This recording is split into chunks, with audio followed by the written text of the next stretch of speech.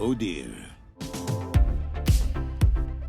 Hey, welcome back to ScreenCrush. I'm Ryan Airy, and this is all of the Easter eggs, references, and little things you might have missed in X-Men 97, Episode 10. Now, I know a lot of you have questions about this episode, especially that ending. Don't worry, we are going to explain exactly what the heck is going on and what we can expect from Season 2 of this incredible adaptation of the X-Men. And a little later in the video, we're going to be talking about Forge's board, the secret Spider-Man cameo that you might have missed, and the new team of X-Men that we could see next season. So the episode opens with Magneto doing the previously on. Previously on X-Men.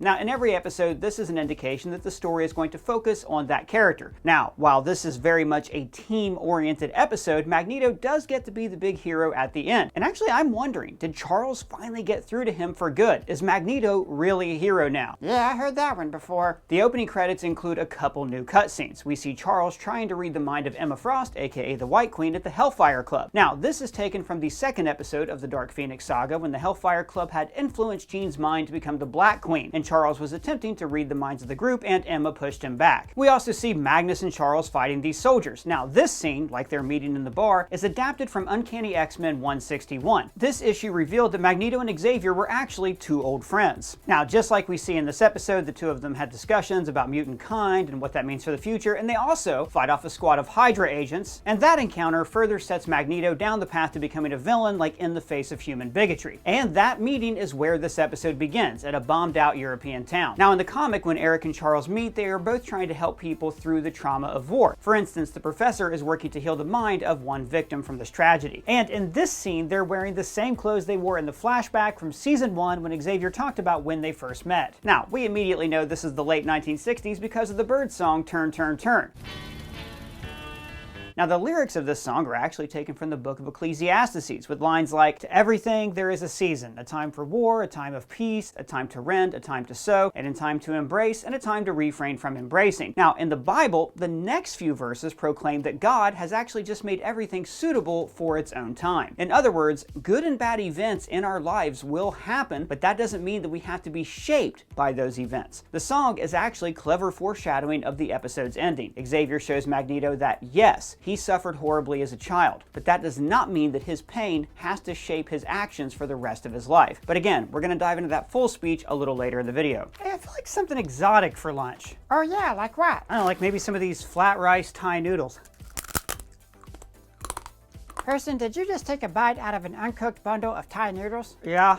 And I really wish I hadn't. Next time, I'll eat this delicious, nutritious meal from Factor. They're the sponsor of this video. This is Indian butter chicken with cilantro, lime, cauliflower, rice. Now, that's one thing that I love about Factor. I get sent food that I would never even try to cook myself. Because, I'll be honest with you guys, I hate cooking, and I usually eat like crap. On busy days like today when we're dropping big Easter egg videos, it is impossible for me to find the time to make healthy food. And, you know, the weather's getting warmer, and I'm going to be expected to take my shirt off in public soon, so I really want to start eating better. But Factor makes it easy to eat a balanced diet because of their dietitian-approved meals prepared with ingredients that you can trust. They also offer options like Calorie Smart, Protein Plus, and Keto. Factor offers 35 different meals and more than 60 add-ons to choose from every week, so I'm always able to try something new, like this Indian butter chicken. Delicious. Factor meals let you skip the grocery store. They are delivered straight to your door, always fresh, never frozen. The meals are ready in just 2 minutes and are only around 550 calories per serving. Plus, it is way cheaper than takeout. So I've been using Factor for over a year now, and I cannot believe how much it has improved my daily life. I'm eating better, and I have noticed such a big difference. Like, there are days when I would normally just forget to eat and wind up eating uncooked noodles on a dare. But now, Factor meals help me to get through my day with no hassle. 2 minutes, no prep, no mess. So head to Factor75.com or click the link below and use the code ScreenCrush50 to get 50% off your first Factor box and 20% off your next box. That's code ScreenCrush50 at Factor75.com to get 50% off your first box plus 20% off your next box while your subscription is still active. Now, back to the Easter eggs. Now, we have been hearing about this conversation in the bar all season, with Magneto recounting it to the Genosian Council. We were at a bar in Germany when he first mentioned his dream. And with good reason. This is the conversation that actually shapes the future of the mutant race. I also want to point out that this conversation is very queer-coded. Now, the X-Men have always had a very high gay readership, as gay teens related to the message of hitting puberty and suddenly having to keep yourself hidden for fear of being persecuted. The Bryan Singer movies made this connection extremely overt. Have you tried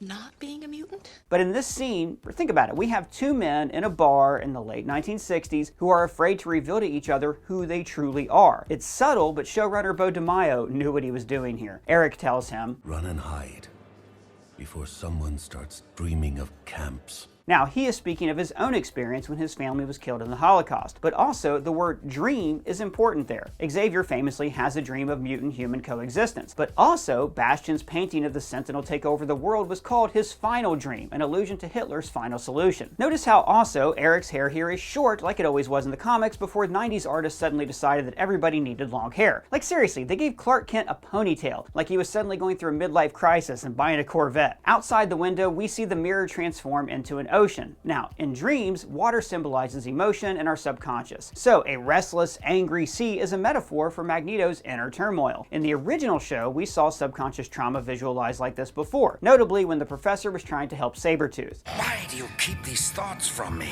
Magneto says, Do you yearn for Bastion's bastard cyborgs to resume their pogrom against our species? Now, a pogrom is essentially a government-organized extinction of a group of people. Various czars carried out pogroms against Russian Jews in the 1800s and the early 20th century, leading many Jews to flee to America or to Europe. Charles is in Magneto's mind for two reasons. One, he wants to restore the Earth's magnetic waves, and two, he wants to finally get through to his old friend. Magneto tells him, Such psychic penetration risks leaving both our minds shattered. Now, in the comic book X-Men 25, this unfolds a little differently. After Magneto takes the adamantium from Wolverine's body, the professor feels he has no choice and he steals Magneto's mind, basically making him a blank slate. But when he did this, it created a merger of his and Magneto's personalities, which became this villain called Onslaught. Onslaught was a major threat to the Marvel Universe and ultimately kind of a boring story, so I'm glad they chose to go another way here. However, later on, Jean does hint that Onslaught could be created when she says this. Sir, if you're still linked with him when that happens, both our minds will be lost. But the show might have hinted at Onslaught. Maestro X101 points out that the date on this radio, 1996-06, might be a reference to June 1996 X-Men issue 53, the first appearance of Onslaught. So when the professor restores the magnetic waves, we see various cameos. Here is the Silver Samurai, the leader of the Yakuza clan Yoshida, and we also saw him in the original series episode Lotus in the Steel. I am called Silver Samurai. The people of this province know to fear me. Then we see Iron Man and Captain America in the Situation Room with President Kelly. Now, a few episodes ago, Captain America hinted at the Avengers. Once I get the thumbs up, I'll lead my team to Mexico to apprehend Gyrick. And here we get to see the two of them having like presidential level influence. Notice that Tony is wearing his very 90s armor from the comics, but this is also the armor he wore in Iron Man the animated series. Ooh, what was that? Well, you see, in the 90s, X-Men the animated series spawned like a mini Marvel Cinematic Animated Universe. Spider-Man, Iron Man, the Fantastic Four, and the Silver Surfer all had animated series, which I believe all connected to each other, in theory at least. And in that series, Tony Stark also had ridiculously long Fabio hair. Who's Fabio? Okay, I get it. You're young. And by the way, everyone, I just want to thank all of you for watching our coverage of this show all season long and for supporting our channel by shopping at our merch store. Our Mon Cher Remember It Gambit tribute shirt became our best-selling shirt ever, and you helped us make more videos like this one. We're also going to be closing up our Gifted Youngsters collection soon, so now is a great time to get other X-Men parody merch like we have this brand new The Apocalypse is Coming, this brand new Brave Die First with Melting Claws, Fraser Beast, Doug is Cyclops, the Morphine Best Friends, and the X-Men Nighthawks. Really guys, thank you all so much for watching and for buying these shirts that we design ourselves for you. So, more cameos! We see Daredevil in Hell's Kitchen, where we also see this graffiti, pro-humanity, anti-mutant, and trust no mutant, and this one on the side here I couldn't read because one person sprayed over someone else's hate speech very rude. Bastion's VO takes over the scene, and I just gotta say, Theo James has been perfect in this role. Like, he played such a great sleazebag in White Lotus, and in this show, his smooth voice just exudes confidence, like he's already seen the future and he already knows that he wins.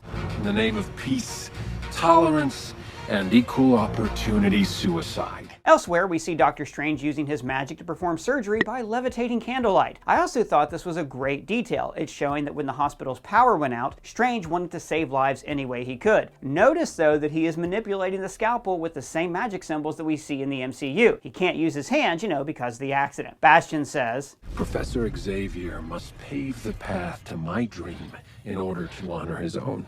Now what he's saying is that the professor had to restore power so humanity would have faith in mutants once more. But by restoring this electricity, he also restored the Sentinels. And then he says, You mutants lost at birth too. Now it's telling that he says, you mutants, because Bastion is a self-hating mutant. Bastion is a person who hates the way he was born, so he represses his true nature. I didn't ask for this either. To be born with this programming, this destiny inside me. The urges. Again, this is language that is very coded with a lot of subtext. I mean, from the time Bastion was born, he had the voices of Master Mold and Nimrod in his brain, urging him to exterminate mutant kind. And as we see in this episode, his mother's own hatred of mutants is what firmly set him down a path of destroying his own people. He calls mutants Neanderthals 2.0. What's that mean? Well, at one point there were actually at least 2 humanoid species on Earth, Homo sapiens and Neanderthals. Now scientists are still debating what actually happened to the Neanderthals, but we can all agree that they are not with us anymore. And actually, Grant Morrison's excellent run on New X-Men, which featured the Genosha Massacre, begins with a panel showing humanity exterminating their humanoid cousins with violence. So here, Bastion is saying the mutants are merely an offshoot of the human race, and that humans will work to destroy them no matter the cost. And this is when he reveals the lie that his dream was built upon. Think, had a good professor taken me in when Mother begged him, I'd be hanging here with you freaks. So all of this stuff reminded me of the movie American History X, when we see that Edward Norton's neo-Nazi character's hatred actually started with racist remarks that his dad made around the dinner table. Now, as Jean is drowning, Bastion takes on a look that is more and more machine-like. Way back in the first episode this season, I pointed out how the Friends of Humanity using arm cannons was a way of showing that the human race was going to evolve to become better at killing mutants. But in doing so, they were actually sacrificing their own humanity. And now we see this metaphor made literal with the Prime Sentinels. And here we see Bastion forfeiting any of his own humanity to become a complete machine. He's more machine now than man, twisted and evil. And then Bastion says, People are good. Too damn good. Now what he's saying here is that the human race would actually never willingly embrace his vision of extermination, because deep down people would always feel sympathy for anyone who is persecuted. This is why his final dream actually meant to replace humanity with machine-like automatons who would obey his will. Now this was all set up in the final episode of Season 1, The Final Decision. In that episode, Master Mold reveals his true plan, to replace humanity with machines. My Sentinels are bringing me leaders from all over the world. In time, all of their brains will be replaced. Wait, what does Master Mold got to do with Bastion? Well, Bastion was created partially from the minds of Nimrod, and Master Mold grafted onto a janitor who then had sex with a waitress, who then gave birth to a mutant whose subconscious is filled with images of a dystopian future ruled by machines. Yeah, that seems really complicated to me. Well, it's not if you've been paying attention to our breakdowns. You know what? That's enough. I don't need this kind of thing anymore. I'm going to quit. I'm just going to walk away and I'm going to quit. You know what I'm going to do? I'm going to go to Las Vegas and I'm going to become a singer in a doo-wop group. And I'm going to be really good. And then I'm going to look really pretty all the time. And I'm going to start dating a mobster. But then I'm going to watch him kill someone. And then he's going to be like, I got to get her. And then I'm going to go to the FBI. And then they're going to help me hide out somewhere in a convent. And even though they say, hey, keep your head down in that convent, I just can't help myself. And I help teach these nuns how to sing doo-wop songs, but with God lyrics. And then you know what I'm going to do? I'm going to turn the whole thing around. And the Perp is going to come. And he's going to see you. And you know what? Never mind. I forgive you. That was weird, right? So then we get more cameos, Prime Sentinels attacking King T'Chaka and the Dora Milaje. I should point out that this version of the Black Panther did briefly cameo on the original TV series, but this interpretation of the Dora Milaje were created specifically for the MCU, so they never appeared like this in the original 90s X-Men show. In fact, they weren't even around until Christopher Priest created them in his seminal 1998 Black Panther comic. Back in Hell's Kitchen, we see Josie's Bar, a hangout for criminals during the Frank Miller Daredevil comics that became Matt and Foggy's favorite dive bar in the MCU series. We also see Cloak and Dagger, two street-level characters with a very long origin story that I'm not going to explain right now. But I will say that they did have a series on Freeform that was kind of sort of supposed to be part of the MCU, but now I'm sure has been retconned to the dustbin of the multiverse like Agents of S.H.I.E.L.D. Don't you start. Dude, it's not in the 616. You know what? Let's just save this fight for the podcast. In Russia, we see the villain Omega Red and the mutant Darkstar along with the Crimson Dynamo. Now, all of these characters first appeared in the Season 2 episode Red Dawn. In that episode, Omega Red briefly takes control of the family destroying Russian democracy and turns it into a dictatorship once again. Life sometimes imitates art. And then, in the ruins of Genosha, we see Psylocke, who at one point was going to join the X-Men at the end of Season 4. We also see Puck, a member of Alpha Flight, who appears in Season 2. He should be right here, eh? And we see the twins from Alpha Flight, Aurora and Northstar, who first appeared in the episode Slave Island, the first appearance of Genosha. And this is Cypher and Exodus, both of whom appeared in the episode Remember It. And then Bastion forces Cable to admit how many times he's failed to save Genosha. 200. Now, showrunner Bo DeMaio has been tweeting out homework assignments for fans, and this week he shared the TNG episode Cause and Effect. Now, this is one of the original time loop stories, where the crew slowly realizing that they're stuck in a temporal loop and they're repeating the same actions, before they're destroyed and start the loop again. Now, they ultimately escape the time loop, while also furthering the theory that the show Cheers is entirely a program on the holodeck. Where everybody knows your name. The point of that episode is that the Enterprise crew does escape the time loop by finally sending a message back in time to themselves. In the same way, this is what Cable has done. Instead of trying to stop the Genosha massacre alone, like he did in the episode Slave Island, I'm looking for the one who calls himself the leader. He finally decided to embrace his past and work with the X-Men, so now, together, they're able to stop this future from happening. Now, later in the episode, Cable does talk about why he didn't accept the X-Men's help before, but we'll get to that in a minute. At least, actually, I think that's what's different this time. It could actually be that Apocalypse intervened, but again, we'll talk about that at the end of the video. Patience. Now, in this moment, Nathan finally calls Jean his mother. Maybe you two should have listened to what Time's got to say about my mom. And this is what finally wakes up the Phoenix Force as it reconnects with Jean. I took some time off to rest, and now it's game time, bitches. Her rising from the water is just like her first appearance when she rose from the Hudson River in the comics and in the original show. Yeah, what the heck was that? Deus Ex Phoenix? Well, look, the Phoenix Force is not a mutant power. It is a cosmic entity that is attached to Jean. In Season 3, it became parasitic, feeding off Jean's emotions. If you truly love me, don't let her. You should have destroyed me when you had the chance. But when Jean successfully removed the Phoenix, it left peacefully, no hard feelings. Now that the fire within Jean Grey has been extinguished, I am as I was. So now, the Phoenix mostly exists as a way for writers to get themselves out of a corner. But then, it'll always depart quickly, so the characters will still have to overcome challenges later in the episode or in the comic book. The Phoenix Force is gone now. Seriously, I actually did not like the Phoenix Force appearing in this episode, even though it was foreshadowed in every opening credits sequence like this whole season. I think in the show and in the comics, the Phoenix always gets used as a one-stop shop to solve problems that Jean can only use once, but sometimes. Look, I'll complain about that in another video, but I seriously didn't like this moment. I will say, though, that the Phoenix is something that is beyond Bastion's comprehension. Because it's not a mutant, it is a cosmic force. So he would not have planned for this at all. And Phoenix would have the power to reassemble the mnemonic inhibitor that takes away Bastion's ability to communicate with machines. As we saw a couple episodes ago, Storm actually warned Beast and Forge to not make the inhibitor so powerful that it would take away all of Bastion's mutant powers, just his power to control the Prime Sentinels. Now, as all the Prime Sentinels are shut down, we see the repercussions across all of the Marvel Universe. Again, I love how they weave in all these cameos. The original series was also filled with them, and it really does help fill out the edges of this universe. And then Jean gets her revenge on Sinister. He tries to lord information over her about how she's incomplete and she doesn't know when she was swapped out with Madeline. You think peacocking makes you old again? But what he doesn't comprehend is that, to the Phoenix, details like Jean or Madeline's memories are just small and petty. She sees the universe on a grand cosmic scale, and then she pulls away all the mutant DNA that he extracted over the years. Now do you say what now? Well, in the original series, Season 5, Episode 9, Descent, we see Sinister's origin. In the 19th century, he was a scientist who kidnapped mutants from his asylum, where he then conducted experiments on them. He eventually used their genetic material to augment his own body, making him basically immortal. Remarkable. Not even a blister! So the Phoenix is taking away that mutant DNA, making him revert to his true age. Show me my face.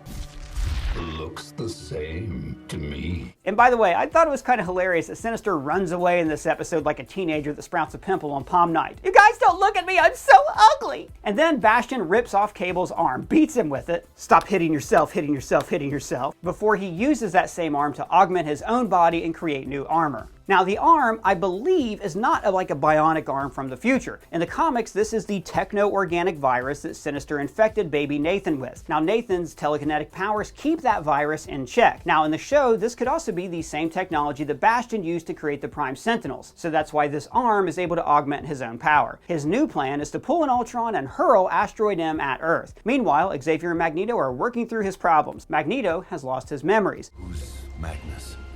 Who are you?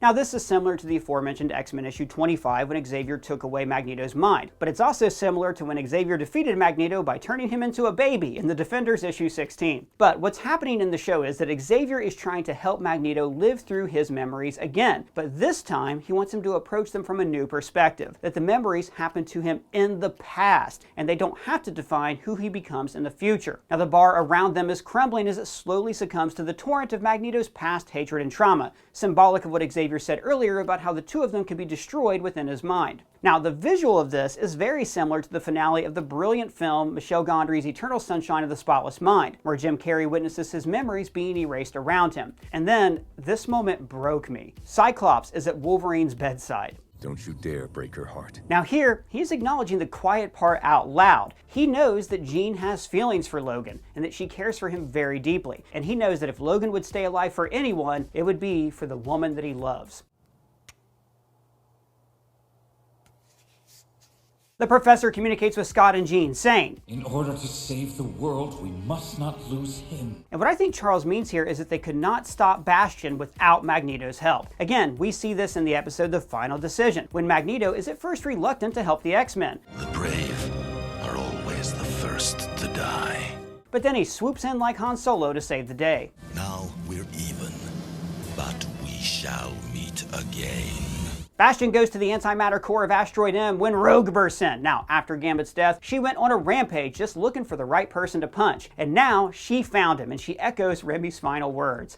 Remember it! Which, geez, man, I rewatched Remember It the other day for like the 5th time, and it still gets me. Hab keine Angst. Rogue and Bastion land on the blue area of the moon. Yeah, how can they breathe on the moon? That is not possible. Well, my friend, long story short, this crater on the moon was given a breathable atmosphere by the Skrulls like thousands of years ago. Now it houses the Citadel of Uatu the Watcher, who had a cameo here in episode 5. And this is also where the X-Men fought the Shi'ar Imperial Guard in season 3, where Jean ultimately tried to sacrifice her life to free the Phoenix Force. We've also seen the blue area of the moon in several of the intros this season here with the Dark Phoenix. Bastion then slowly pulls Rogue up into the vacuum of space before she's saved by Roberto, who finally accepts his mutant name. The name's Sunspot. Now this is such a cool moment because Roberto has denied his true self all season because he was afraid of how his family would react. And as we saw in the movie X2, accepting your mutant name is a way of embracing your true mutant self. What's your name? John? What's your real name, John? Pyro.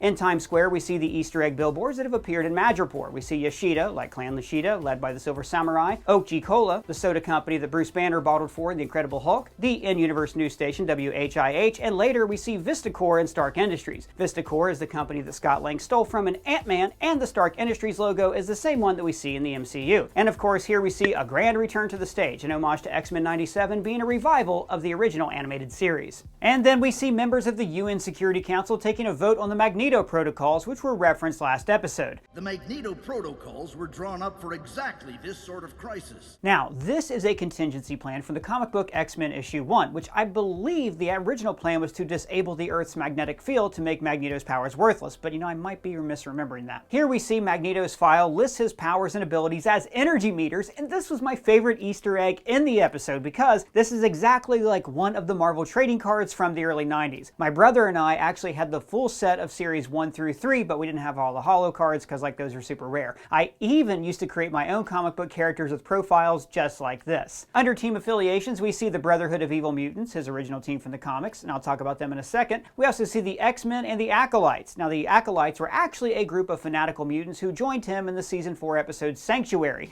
and then he was betrayed by their former leader, Fabian Cortez, who also appears kind of in this episode's post-credits scene. Very long story short, in season 5, Fabian Cortez gave gave his body up to Apocalypse so Apocalypse could take a new form on Earth. We also see that Magneto is widowed, and they list his children, Scarlet Witch, Quicksilver, and Redacted. Now, I think the Redacted could be Lorna Dane, aka Polaris, who appeared in the episode Cold Comfort. Like Magneto, she has the power of magnetism. Now, there was a long period in the comics where she thought she was Magneto's child, and then it was revealed that she wasn't, and now I think it's been revealed that she actually is. But like, I think this is her. Because also, later in the episode, we see Quicksilver and Scarlet Witch on this boat with a woman in shadow who looks like Polaris. Now, the children are on this boat to show Magneto that his rage, his internal suffering, is actually destroying the people he loves, the people who are the future of the mutant race that he is trying to protect. Now, also in this file, under aliases, we also see some awesome tributes. Legendary actor David Hemblin voiced Magneto on the original series. And then we see Ian Redacted and Michael Redacted, referencing Ian McKellen and Michael Fassbender, each who played Magneto in the movies. And by the way, there is no way Magneto weighs 190. The guy is bulky as hell, he's 220 easy. I also thought that it was hilarious that the first page of the protocols just has codes on a post-it note, like the president wrote down the nuclear codes on a scrap of paper. Then the X-Men team up to fight Bastion, and I've always thought that the X-Men worked better as a team than like any other team in the comics. After all, they spend hours and hours and hours in the Danger Room, working to get their powers to work in concert with one another. Jubilee hits Bastion with a disc of fireworks, just like she saw her older self use in Mojo World. She even gives us a nod to her experience in the video game. Game over, Sleazoid! But then they're all saved when Beast commandeers a Sentinel like he did in the first episode this season. And of course, he can't resist making a reference to the classics, dropping a nod to the Iliad. The Greeks did love horses. And irony. Scott using his wide beam against Bastion reminded Mr. Clean Kick on Twitter of a wide beam move that he does in the game Marvel vs. Capcom. And finally, we see the X-Men united after they were apart for so long. They were apart for one episode. They were apart for so long. Finally united, Scott asks himself what would the Professor do, and he chooses to appeal to Bastion's humanity, basically by calling his mom a liar. Your mother lied. The Professor came to you, Bastion. And then he tells him that he is not alone, even though his mother always made him feel that way. Now this is the same lesson the Professor is teaching Magneto, that they can lose the people they love, or be ostracized by their birth families. But with mutants and with the X-Men, you will always have a found family. And that's what this book is really about, found families. The X-Men and I may not resemble each other, but we are still family. So this seems to finally get through to Bastion. Humanity would rather die than have kids like us. Notice he acknowledges us, meaning that he finally recognizes that he is also a mutant. But then the Magneto protocols kick in, with nuclear missiles being fired at the base, knocking it out of orbit. Yeah, why would they do that? It's just going to crash in the Earth and destroy the planet, like they did with the dinosaurs. Well, they thought the missile strike would destroy the Earth. We regret to inform you that the missile strike to intercept the asteroid has failed.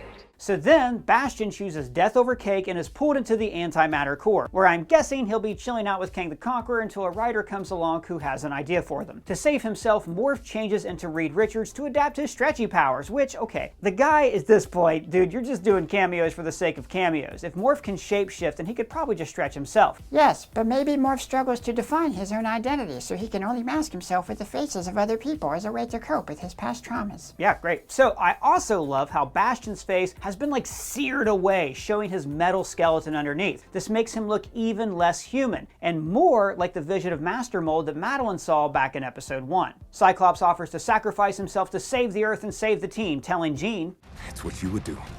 It's what you've done." And of course, he is referring to when she piloted their shuttle in the Season 3 episode Sacrifice, the beginning of the Phoenix Saga. Instead, the X-Men decide to work together, which may end up sacrificing all their lives. So this is a loose retelling of the end of the crossover, Fall of the Mutants. In that issue, the X-Men sacrifice themselves to save the world, but then they're given a second chance at life by passing through a portal called the Siege Perilous. Long story. But afterwards, the world thinks the X-Men are dead for like months, while the X-Men then use this as a chance to take down their enemies from the dark one at a time. And then they go live in the Australian outback, they get split up, and essentially they stop being a team for a few years. Like, it was a great run, where Chris Claremont really redefined the concept of a serialized team comic book. The end of this episode also sets up a similar ending with the X-Men scattered across time, but more on that in just a second. Back on Earth, Cable is recuperating while we hear his theme played in a minor key. Scott and Jean then appear to say goodbye to him, and Scott says, Nathan, I always swore I'd never repeat my father's mistake. Now here he's talking about Corsair, the leader of the Starjammers. Corsair was kidnapped by the Shi'ar, and since he thought both of his sons were dead, he never returned home. In fact, we see Scott's resentment about this boil over in season 4. You threw us away so you could go knock around the galaxy. Nathan admits that he grew up hearing stories about the X-Men, and that made him jealous because he knew that he belonged in the past with his family. Now this is actually foreshadowing that ending with young Nate in the future, but again, I'll explain that in just a bit. Finally, Jean holds back Scott's powers to show Nathan his father's eyes. This is an iconic moment from the comic book that frankly the X-Men Last Stand butchered. Open them. You can't hurt me. A few moments later. As the X-Men work together, this epic choir sings their theme.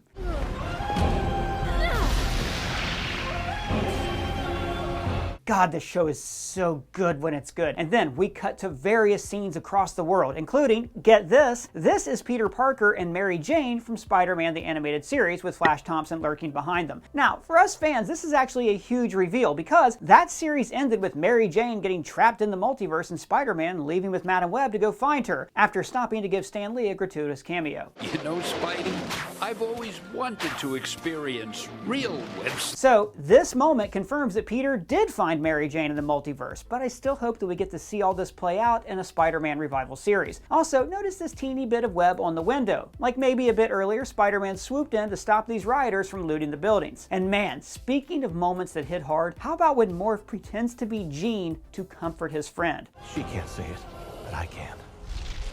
I love you, Logan. Stay with me. Now again, this was foreshadowed earlier this season when Morph pretended to be Jean just to tease his buddy. And I'm having the most beautiful baby in the world with the most boring man in the world, and oh, hello you on the sidelines. Meanwhile, Nightcrawler recites the Lord's Prayer to Magneto and Charles. And forgive us our trespasses, as we forgive those who trespass against us. While Charles, while he's in Magneto's mind, finally gets through to his old friend. Do you remember him, Magnus? Remember what he was meant to do. And then, just like the professor said, they could only save the world with Magneto's help. At the UN, delegates cheered the man that they just held on trial. And speaking of which, they repaired this chamber really fast, right? Yeah, like maybe they have a spare antechamber. Yeah, right? Like Palpatine kept one in Exegol for like events and stuff. So then we get to the ending. The asteroid disappears, blinked, out of time. We cut to 6 months later when chains are in an X shape sealing off the school. Now we see various tributes outside calling the X-Men heroes. However, that's not the sentiment that everybody shares, as we'll talk about in just a second. Inside, Forge is working to get a new team together to reform the X-Men. And this is really exactly what happens in the comics. After the X-Men die and then they're scattered across the world, Forge works to bring them all back together, leading into a crossover called the Muir Island Saga that rebooted the team in the Jim Lee era in the early 90s. Now the poster behind him is a recreation of John Byrne's famous cover from Days of Future Past. So this makes me really excited because I think that we could see some of these heroes become a new team of X-Men in Season 2. For instance, we see the following are available: Iceman, a former X-Man, Dust, Colossus, his sister Magic, Shadowcat, Havoc, Exodus, and Emma Frost. It also says that Cable, Jubilee, and Sunspot are all AWOL, Scarlet Witch and Quicksilver are off-world, and maybe they're on Atalan, the Inhuman city on the moon, where in the comics, Quicksilver fathered a child with the Inhuman crystal. But then again, Quicksilver and Scarlet Witch are also both Avengers, so maybe they're just away on Avengers business. And also notice that Archangel is listed as missing presumed dead. Now, this could be hinting at the big post-credits reveal that I'll talk about in a second. On the TV, we hear some disturbing news. In other news, Graydon Creed edged ahead in polls today. So Creed is the leader of the Friends of Humanity, the anti-mutant hate group. He's apparently running for president against Kelly and is gaining in the polls. So it goes to show that, there is a large number of people out there who are just tired of hearing about mutants, and they want some strong guy to cut through the garbage and tell it like it is so we can all go back to normal. The radio also says, as President Kelly takes heat about the situation in Santo Marco. Now this is a fictional country that first appeared way back in X-Men #4, when Magneto first formed the Brotherhood of Evil Mutants and takes over the nation. So what we're hearing here is that the world is becoming more radicalized and more polarized on two very different violent extremes. Sometimes art imitates life. And then Bishop shows up. Where the heck has he been all season long, right? And then he gives Forge some hope. But it's less a question about where and more when. So this is implying that Bishop knows the X-Men are trapped in the time stream, and more than that, that he expected them to become trapped in the time stream. Now, we're not sure yet who exactly blinked them out of time. It could be Bishop, it could be Apocalypse, heck, it could have even been Immortus. Well, look, we're gonna do a whole Ending Explained video, so I don't want to go too far into this, but Season 4 ends with this massive time travel story where Apocalypse tries to rewrite all of time. And that episode ends with a tease of Immortus, aka a Kang the Conqueror variant, and shows that he was actually guiding Bishop secretly the entire time. Also, Bishop mentions that he knows Forge, because in the future, Forge is the guy who runs the machine that keeps sending him back in time. And then, in the post-credits, we see the X-Men divided. The bulk of the team ends up in Egypt, 3000 BC, where they rescue a mutant from persecution. This is En Sabanur, who will of course grow up to be the supervillain Apocalypse. Meanwhile, Scott and Jean land in another realm dominated by Apocalypse, the far future. They encounter Mother Ascani, leader of Clan Ascani. Now in the comics, this is the person that Scott gave baby Nathan to so she could save his life in the future. And here, we do see a young Nathan. Nathan, come. So this is all taken from the comic book Cyclops and the Phoenix, where Scott and Jean inhabit the bodies of two people in the future named Slim and Red. Now they actually get to raise Nathan in the future for years without ever telling him who they really are. So in this episode, when Cable talks about hearing stories about the X-Men, this would have been who he heard those stories from. And notice that young Nate is even wearing the same little hat that he wore in those comics. And then finally, we end in present day Genosha, and Apocalypse is hungry for vengeance. So much death. Apocalypse believes in survival of the fittest, and now he has seen people unfit to survive. Humans have slaughtered his kind. So I hope this is setting up a loyal adaptation of the comic crossover Age of Apocalypse. In that story, Xavier is assassinated, leading to a dystopian present day when Apocalypse conquers North America and Magneto leads the X-Men in resistance against him. This could also be why Archangel is missing, presumed dead. In Season 1, he became one of the Horsemen of Apocalypse and then pursued him in Season 4. Maybe Apocalypse has kidnapped him and brainwashed him again, or maybe Warren is just out there searching for Apocalypse so he can stop him before his next plan kicks into motion. But like I said, we have a video coming out soon about all the stories this could be setting up for Season 2. I just want to thank all of you for watching our coverage of this all season long. This show has been really hard to cover, but it's been a blast. It has given me an excuse to reread a few hundred X-Men comics, and I really do have the best job in the world, and it's all because of you guys. Thanks also to our whole team for editing these videos, designing the merch, hosting, and writing. I really do work with the best people. I am an extremely lucky person. And just a reminder, everybody, to take the hassle out of eating healthy, give Factor a try. Head to Factor75.com and use my promo code ScreenCrush50 to get 50% off your first Factor box and 20% off your second box. So, what did you think about this episode? Let me know your thoughts down in the comments below or at me on Twitter. And if it's your first time here, please subscribe and smash that bell for alerts. For ScreenCrush, I'm Ryan Airy.